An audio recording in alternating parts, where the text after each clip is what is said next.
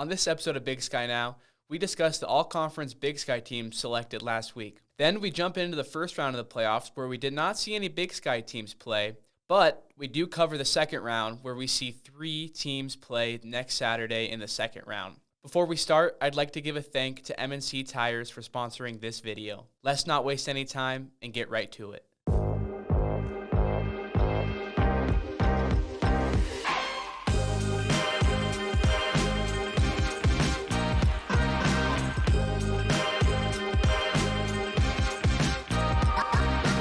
Welcome back, everyone, to the Big Sky Now podcast. I am your host, Luke Schmit.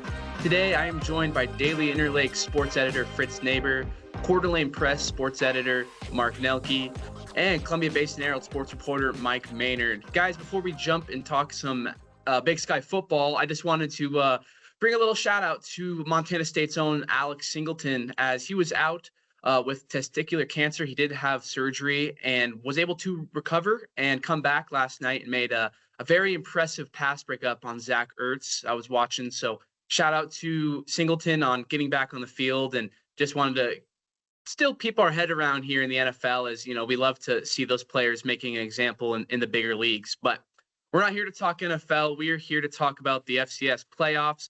We're also going to talk about the Big Sky first and second teams that came out and get all reactions to that, and then talk about next week's matchups. So I'm going to jump it off to Fritz here. We're going to talk about the Big Sky Awards first. Fritz, last week we saw Eli Gilman win the Offensive Player of the Year in the Big Sky, saw Caden Dowler win Defensive Player of the Year in the Big Sky, and we saw Coach Vegan take home Coach of the Year. What were your takeaways on the first and second team, and anything else you saw, Fritz? Well, I didn't really have any big surprises. In fact, I picked all 3 of the award winners, and I would like those counted on my picks for the year, please. jump me past Mark, I think, wouldn't it? Yeah. I think they should count as double. Yeah, double points on that one. So yeah, Gilman winning the Player of the Year on the offensive side is a nice little bon mot for him, since he didn't make the pretty extensive finalist list for the Walter Payton Award. 2 other Montana Grizzlies did, so I can see maybe it was a numbers game over there at Stats Perform. But pretty glaring omission for Gilman, and who then is named a couple days later as the Offensive Player of the Year. And I thought Caden Dowler was the pick over the last month. The way he played last month, it was hard to pick anybody else. Shout out to Rex Connors. He was our preseason pick, and he was a great player, and he got hurt early on for UC Davis. And of course, Vegan winning the Big Sky Conference. He's the first back-to-back outright winner since Bobby Hauck pulled it off during his first tenure. I think it was 08, 09, or maybe it was 06, 07. The other thing I thought was interesting was Kailai Ayat getting first-team all-conference at quarterback. I was a little bit surprised. It's a pretty quarterback-rich conference. I thought Lamson played well. I thought the kid down at UC Davis played well. And it's a first team pick at that position for the Grizz since 04, Craig Oaks. And they've had some good quarterbacks come through. Wow. But none of them got first team in the past 21 years, and Ayat pulled it off. So good for him. Yeah, congrats to Ayat for the first team all Big Sky. And, I think it was important. They did give Lamson Newcomer of the Year. Forgot to mention that. And then Caden Pinnick won Freshman of the Year. So thankfully, like you said, Fritz, this conference is quarterback deep, and the awards all around were given to the quarterbacks, and it was a difficult decision between Lamson, Pinnick, and Ayat this year. Mark, I'll jump over to you. We saw 7 players from Idaho State made the first and second team this year, which was cool to see, and only 3 from Idaho. So did you have any takeaways, Mark? Not a whole lot. I mean, awards are nice. You talk about them, and they make for a good podcast. I mean, it was I kind of thought Gilman might get kind of canceled out by Ayat and maybe Worthen, but you can make a case for him. You could have made a case for Lamson too. I thought maybe he should have been it, but they gave him Newcomer of the Year, which they couldn't have given to Gilman. So that was, I know in high school over here, it's kind of like, hey, we got these 2 kids who are really good. Let's, they both need an honor. So let's make sure one of them gets an honor and the other gets an honor and stuff like that. So, and I don't have the team in front of me. Did Pinnock or Lamson make second or third team quarterback? Or Lamson was second team, I believe. okay. And Yeah, Pinnock was Pinnock was the was honorable mention. Okay, so they did get on there, so they were beaten by IOT. Okay. I was happy to see my new friend Jacob Syke from UC Davis, the D lineman, a unanimous all first team pick. Is good for Caden Dowler, the other Dowler, to get that award. I was looking at the preseason all Big Sky team, and they had 6 defensive backs. He wasn't any of them, so good, good for him. You remember who the offensive MVP was preseason? Was there Adam Jones. ADU quarterback? Adam Jones was the offense. It was Adam Jones and Rex Connor. So it's interesting. Those were the 2 picks, and neither, obviously Rex Connors got hurt, but Adam Jones, he had a fine year too. But Julius Davis stepped up, had a really good year, and sometimes those guys over in Montana State kind of cancel each other out too. So I think they're more interested in what happens in the next few weeks and hopefully in January. So anyway, that's what I saw.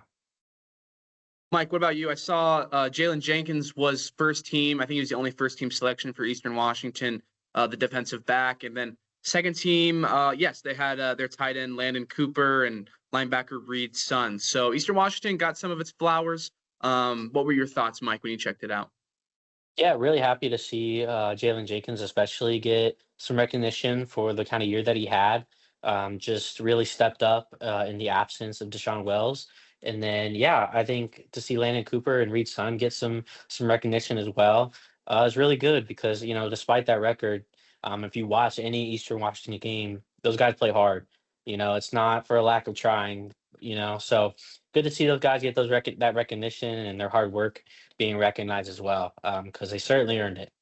They certainly did earn it. And Eastern season definitely was something we paid attention to all year. And as you said, Jenkins definitely deserved that honor. But yeah, just a couple of takeaways for me looking at both teams. I saw that another unanimous selection was Mikey D'Amato for Cal Poly. So props to him. And then we saw the defensive line, Kenneth Eden and Hunter Peck, both from Montana State, and Paul Brott. So 3 defensive linemen from Montana for first team all Big Sky defense. And then, yeah, it was a lot of Montana and Montana State. I believe there was, I have it right here. There's 9 players from Montana were on the first and second team, and Montana State had 10 for the first and second team. So like you said, Mark, it's kind of fun to talk about here. It's not the biggest thing, when it comes down to us watching, but yeah, kind of fun to discuss. And our preseason predictions, I think some of us had Gilman high on the year, and some of us, like you said, talked about Connor. So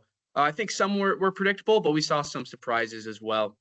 Let's jump into what we're going to talk about next. Let's recap a little bit of the first round of the playoffs.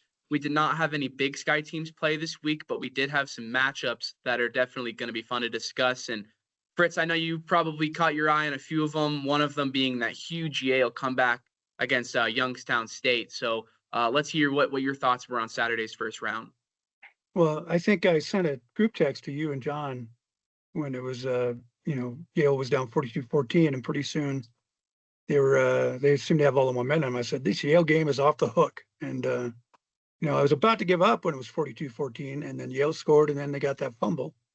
And I thought, well, I'll stick around. And, somewhere in there I got on Twitter, I still call it Twitter, and I said, Josh Pitzenberger, he can play for anybody, but they need more Pitzenbergers. But then by the end, I corrected myself and said, I think they have exactly the right amount of Pitzenbergers, because they came back and won 43-42.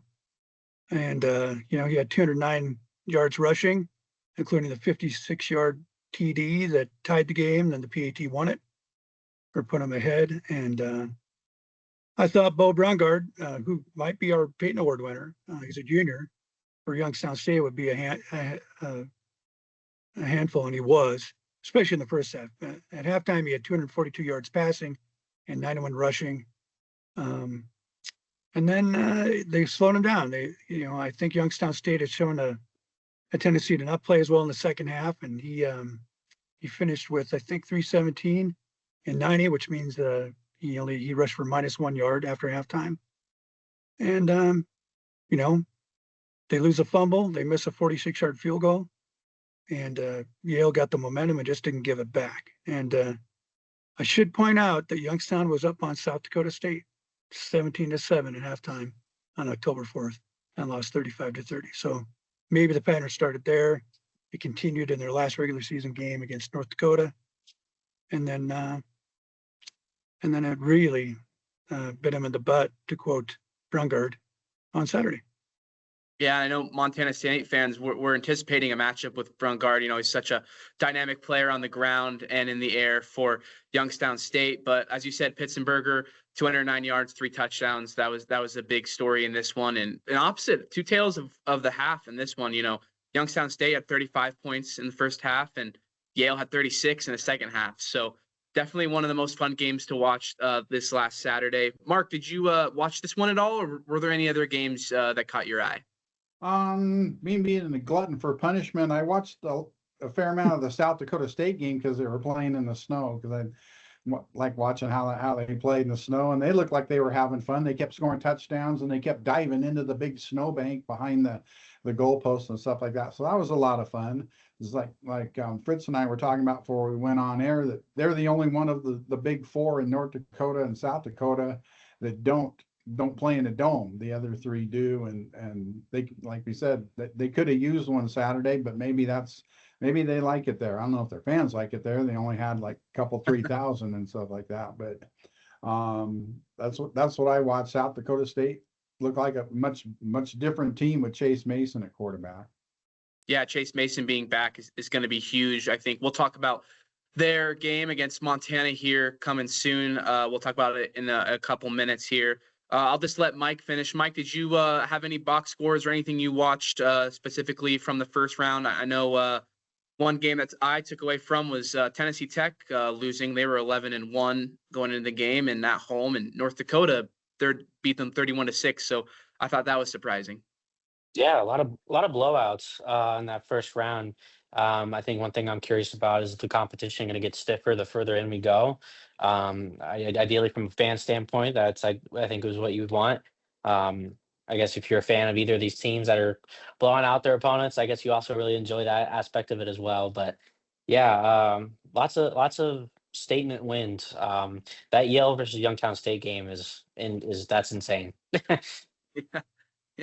That's definitely a classic going forward. I think that's one of the biggest comebacks we've seen in a long time, especially in the playoffs. I don't know if I've ever seen that one quite like that. Last game I'll hit on, and then we'll jump into our second round preview here. We got a pretty quick episode today since we don't have a ton of football to talk about, and we are down a guy. We will miss John this episode, but he'll be back next week. One game, watching Rhode Island. Rhode Island started hot against Central Connecticut, but cooled off. Their offensive line impressed me, what I watched in the first half. So Rhode Island will play UC Davis in the next round. And Fritz, anything you wanted to add before we jump to the next preview? Oh yeah, I watched a bit of that South Dakota State game. It wasn't nearly as good a game as Yale and Youngstown, but I did notice that twice New Hampshire got their hands on a pass and tipped it, and one carry got to Alex Bullock of SDSU for a TD. And then the second half, they defended the pass really well and deflected it, or were on offense, and actually their receiver got the hand of the ball and deflected it, and it went to Isaiah Johnson, also of SDSU, for an INT. So it was just, I think it was a Jackrabbits day. And the other thing I wanted to point out is that in the absence of Coleman Kuntz, a guy named Grayton Gannon was the all MVC tight end, and he's from SDSU. But Kuntz really stood out Saturday. He's a big fella, and he caught a touchdown pass, and he had another long gainer where he absolutely ran over one of the Wildcats. So that's a guy that maybe concerns me and the Grizzlies and whoever else will play him as much as Mason.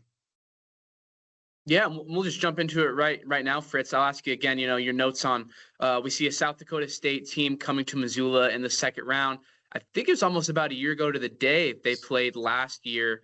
and Montana did fall in that one. And then in the previous year, as some know, South Dakota State won the national championship, beating Montana. So I think Fritz told me last week that South Dakota State's had their number the last couple games, but overall Montana has had the most wins in this series. So Fritz, let's hear what you got. I know this matchup's going to be exciting, and you'll be glad to be there. I guarantee it. Yeah. Well, when you figure out that Montana and SDSU played for the 2023 title, that was maybe one of the better teams we've ever seen in the FCS. The Jackrabbits were just loaded. They won 23-3, and then they won last year in the playoffs over there in Brookings. And what people tend to forget was U of M was 8-0 up until the 2023 title game against the Jacks, including a couple ridiculous comeback wins. Things that stand out, that D line for SDSU, I thought it was interesting on Saturday when New Hampshire got an obvious passing situation, second and long, third and long. They ran it and gashed them for 9 or 10 yards. But then they weren't very good on third down at all. They maybe should have passed it when it was 3rd and 1. I think it's worth noting once again that SU needed double overtime to beat the Bobcats, although that game was in Bozeman. And the Bobcats needed to knock down a field goal attempt to preserve a 31-28 lead in their win over the Grizz 2 weeks ago. So, I think it's going to be an even game. I think Chase Mason's the real deal. He was 16 for 20 in that weather for 230 yards. That's his first game back in, 6 weeks? And for him to play that well was really impressive, I thought. And, should be a good game. SDSU's really good up front, as is MSU. So Montana has its work cut out. They definitely have their work cut out, Fritz, and I think this will be the best game, in my opinion, of the second round. It could be wrong. It could be another game, as we see last week with a huge comeback. But to me, this game is going to be the one definitely pay attention to. One player that stands out to me for South Dakota State, Alex Bullock, their receiver, 828 yards, 5 touchdowns. As we've seen this year, Montana's defensive backfield is kind of hit or miss. So I think if they can contain Bullock, that's their main target on some plays. I know Mason's back, so the stats could be here and there on who the main target is for South Dakota State. But Montana's an offensive team, and if they want to beat South Dakota State, they're going to have to earn it this time. They're not going to be able to play how they've played a couple games at home this season, starting slow or ending slow. They're going to have to put together 4 quarters of good football, and I think they're pretty hungry after a loss to Montana State. So I think South Dakota State has high momentum with their quarterback back, and Montana has a lot to play for. And I think what I've seen a lot from their side is some people are sure upset that they got paired to South Dakota State so early, but in the end, I think if you want to be the champion, you have to beat the best teams. So this is a perfect test for Montana after their loss to Montana State. I'll jump it here to Mark. Mark, what are your thoughts on this game and anything else you think? Yeah, it's like we talked about last week a little bit, and again this week, as far as first playoff games for the Grizz, is about as tough as it gets. So, but too bad. Don't whine if you lose. Go out and beat them. You earned a bye in a home game, so you have the advantage. But yeah, South Dakota State isn't your normal 14 seed. I mean, we talked about Chase Mason. He missed 5 games, and they lost the first 4 without him, and there are only 4 losses. And then they won one the last week of the regular season with a guy named Jack Henry, a quarterback, one at North Dakota that got them into the playoffs. Maybe, they might have been in anyway, but it did, make sure they got into the playoffs. So, but they're a whole different team with Chase Mason. You can kind of see it as, in the throws that he makes. Fritz talked about him playing in the snow, and they threw a lot of fairly, easy routes, pitch and catch stuff, not a lot of fancy stuff. Fritz mentioned the one that Bullock caught that was deflected. It probably should have been intercepted, but so it goes. But I mean, they dominated that game. That's a good team. It's crazy because I mean, they lost their coach and Jimmy Rogers to WSU, and he took 16 of his players with him. So sometimes it's hard to recover. Obviously, Idaho that happened to them last year with Eck. They lost a ton of players, and they weren't really able to replace them all. Kudos to South Dakota State. They were able to replace them. It was nice. They already had Mason there. So imagine having him as a backup quarterback that's playing a little bit the last couple of years. And they were saying on the broadcast, he's heck of a baseball player. He'd actually played baseball in Nebraska for a semester before he came to South Dakota State. So it was nice they had him. And you guys mentioned Bullock. He's a transfer from Nebraska, and he's their leading receiver and their leading rusher. That Julius Lothridge ran for 3,000 yards at Fordham. So that's, it's kind of nice when you lose you lose key skill position people and you can just plug in people from the portal. So good for them. And they lost Mark Gronowski to Iowa, who's one of the better quarterbacks in FCS over the last few years, and then how nice it is to have Mason to just plug in there on your own without having to go into the portal. So it's gonna be a fun one. I don't know what the weather's looking like Saturday, but it's gonna be a snowstorm or not, but that should be the game of the week in the playoffs. Fritz, anything to add to that? Well, first of all, it's going to be, the forecast I've looked at, and things could change. It's 40 and rainy, but we can go back to 2009, the App State game.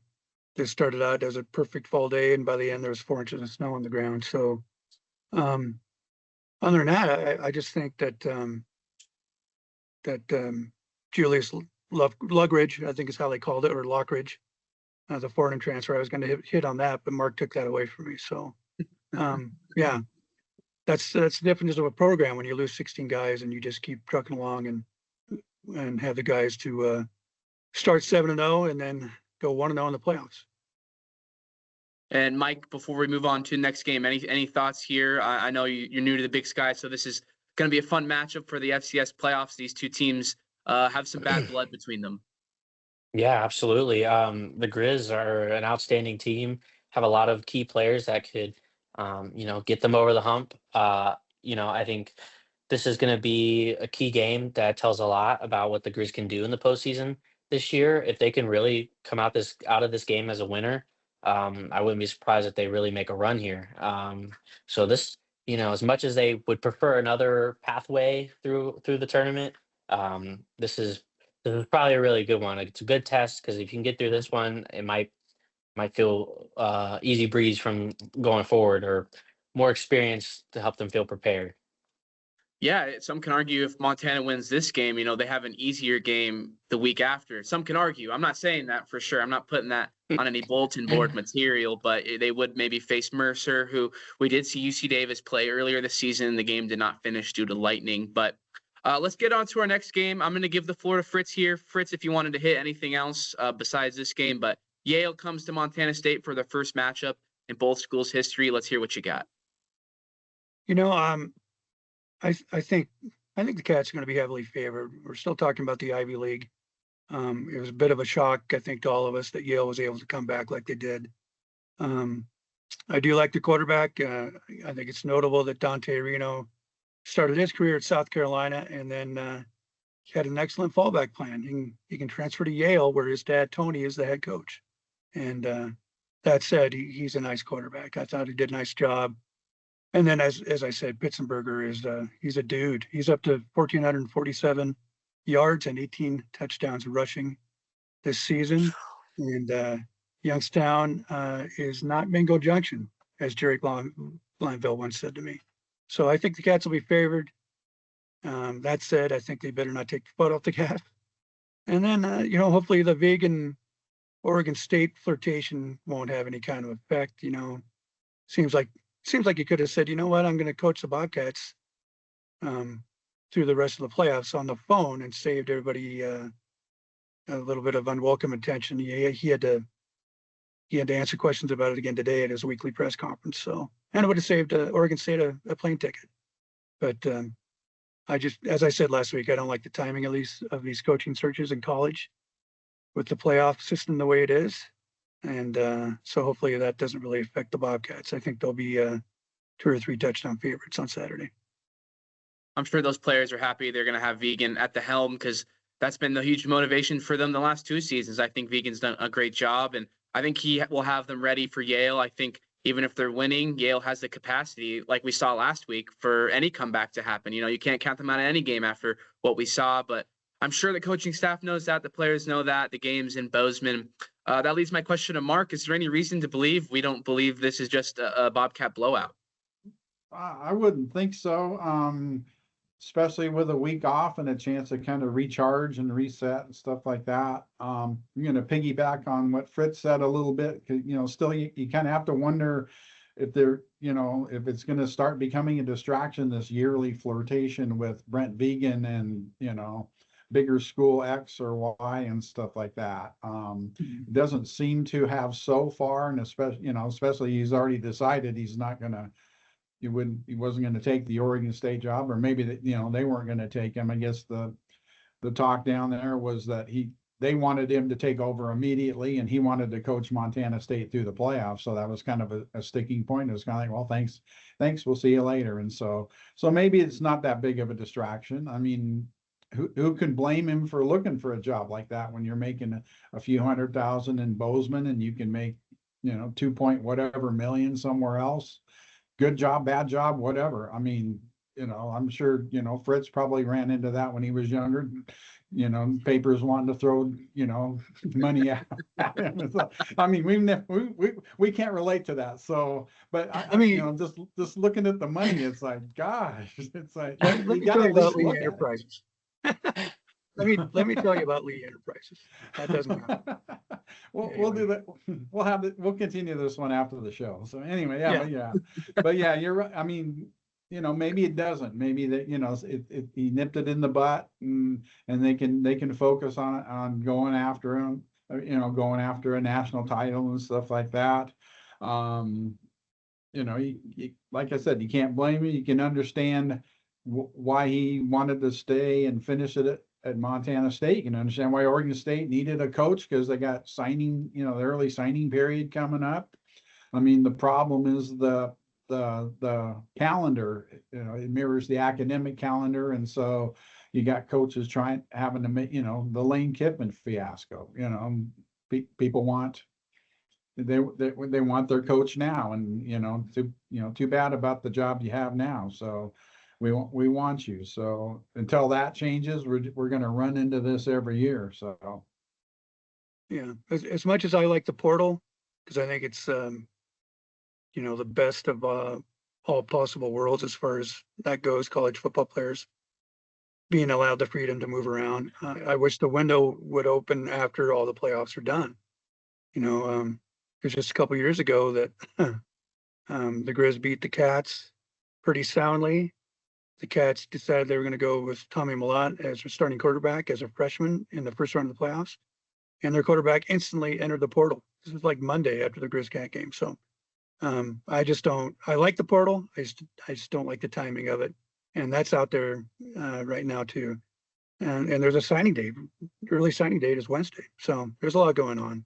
And the timing is just not great. There is a lot going on, Fritz, and I'm totally on board with you. I don't not like the idea of these teams being able to sign coaches, before the playoffs or during the playoffs. I think they should be given that respect. Even if they are able to sign with a new team, they should be able to lead the guys they've led all season. So the timing of the NIL and these new deals, I think, needs to be worked out going in the future, because the college football we know has changed, as it has been 20, 30, even 10 years ago, with NIL and these coaches having that ability. But let's dive into our last game here, and we'll get out of here. Guys, Mike, I'm going to hand it over to you. Just tell me what you know about Rhode Island. They're heading to UC Davis, so two opposite sides of the country in the FCS. You got to love that, playing each other. And, let's hear what you got. Yeah, absolutely. Rhode Island seems like a team that houses a very strong offense, consistently putting up 35-plus points a game, very rarely being held below that. So there's a few aspects that UC Davis is really going to have to harp on. One being that that secondary really steps up in key moments and stunts any momentum that they try to build. And at the same time, in case I think a shootout's pretty likely, be prepared to get in the end zone a lot.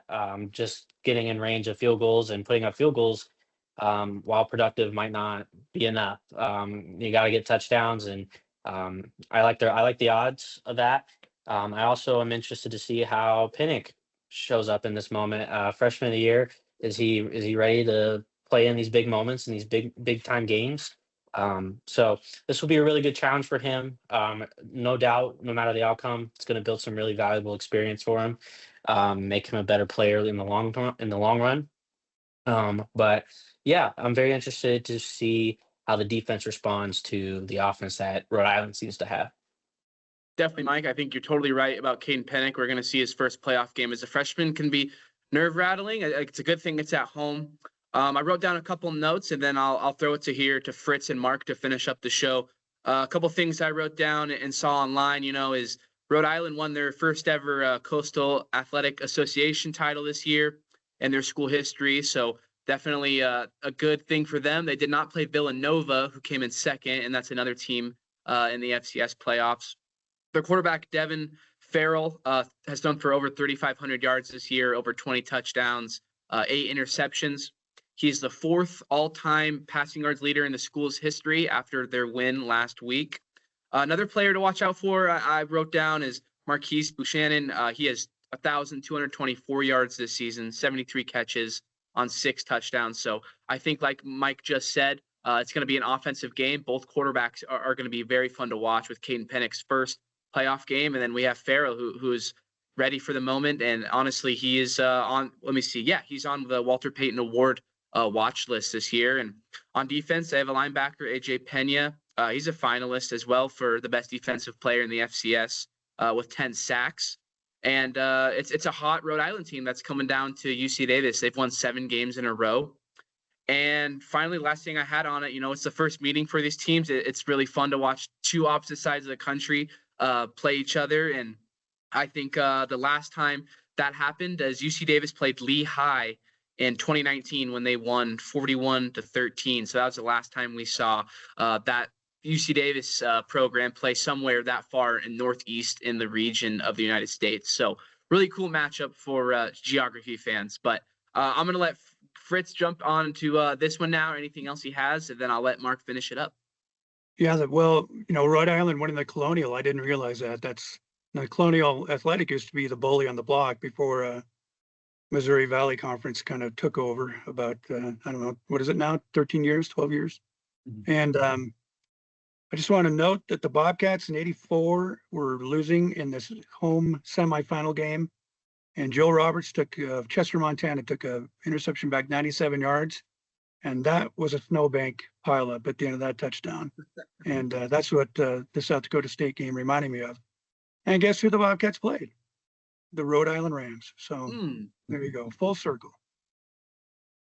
It is full circle. Thanks for sharing that, Fritz. I did not know that. Let's finish it out here with Mark. What do you think about this matchup, or anything you want to get off your chest before we dive into the end and have our second round playoffs on Saturday?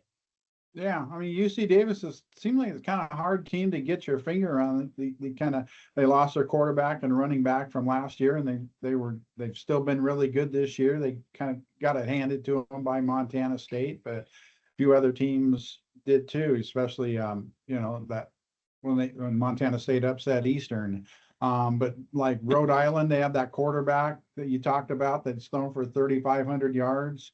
They got a running back who's run for over 1,100 yards, so they're not just a one-trick pony. So they're gonna be a test for UC Davis, especially with the injuries UC Davis has on defense. And we talked about Rex Connors not there, and a few others that are out. And like you guys mentioned, it's Pinnock's first playoff game. It's a whole different animal, and so I could see an upset there. I could see an upset as well, Mark. I think this one and the Montana-South Dakota State game are going to be the two games I pay the most attention to.